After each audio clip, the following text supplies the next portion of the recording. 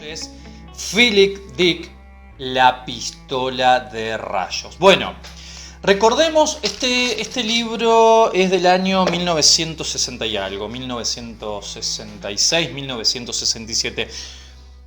Ya he reseñado 2 o 3 libros de Philip Dick, y si hay algo que lo va a caracterizar es su sátira, ¿no? O su don de sátira, su don de comedia,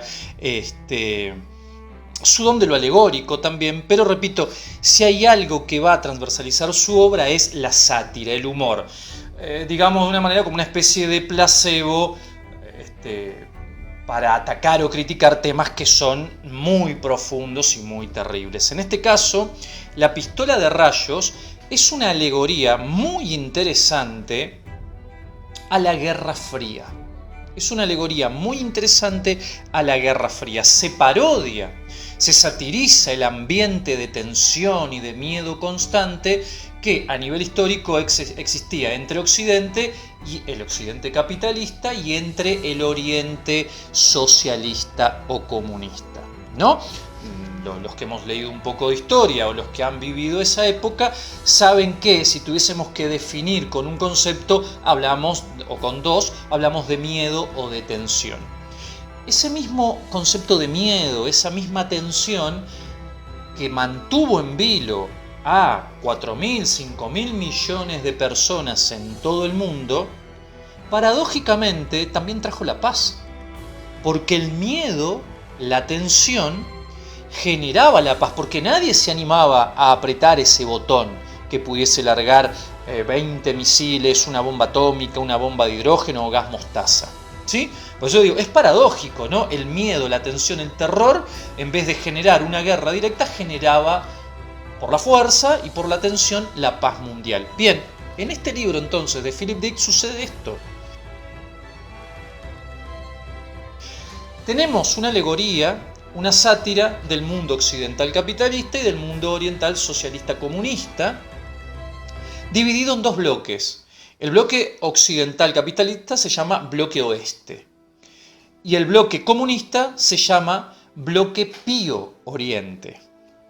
Es muy gracioso. Estos 2 bloques entonces están en guerra. ¿De qué manera se genera la tensión y el miedo en la obra, que en definitiva va a asegurar la paz mundial? Realizando una gran carrera armamentística.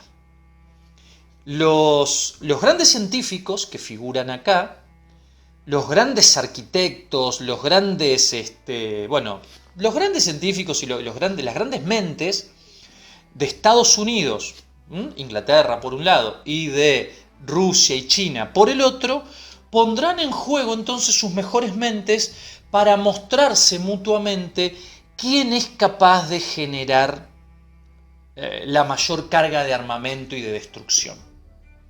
Muy bien, llega, como digo siempre, llega un momento que todo es tan risueño, todo parece un juego de niños, hasta que en un determinado contexto, fuerzas alienígenas se posicionan con satélites, ¿no? Y con cámaras espías, se posicionan en toda la órbita terrestre. Esto va a generar caos y confusión, y entonces bloque oeste y pío oriente van a tener que tomar una resolución. ¿Cuál es la resolución? Bueno, unirse. Por eso en la novela se hace muy latente el refrán: la unión hacia la fuerza, o como en la literatura gauchesca, ¿no? Si los hermanos se pelean, los devoran los de afuera. Podemos materializar o poner de manera práctica cualquiera de los 2 proverbios. La unión hace la fuerza, o si los hermanos se pelean, los devoran los de afuera. Entonces tienen que unificar, aunar fuerzas para vencer a las fuerzas extraterrestres. Esto es una temática que no es original de Philip Dick. Para los que les gustan los cómics, por ejemplo, esto ya se había visto en Watchmen.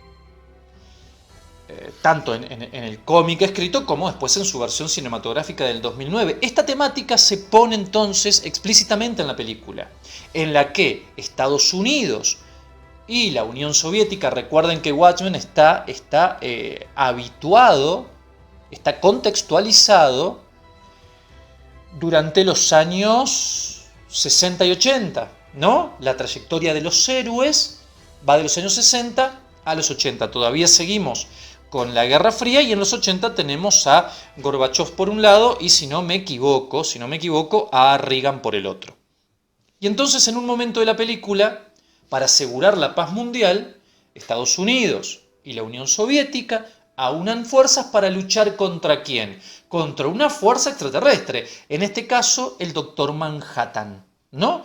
Ese doctor que antiguamente había sido un ser humano, pero que por un extraño accidente se había convertido entonces en un ser extraterrestre con todos los poderes, casi imposible de vencer. Ahora Estados Unidos y la Unión Soviética tenían que concentrar fuerzas para mantener en el ostracismo al Doctor Manhattan y que éste no se encargara de destruir a la Tierra.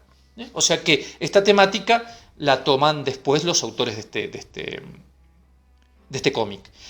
Pero previamente, no con las fuerzas extraterrestres de por medio, George Orwell en 1984, el libro 1984, también parafrasea esta temática.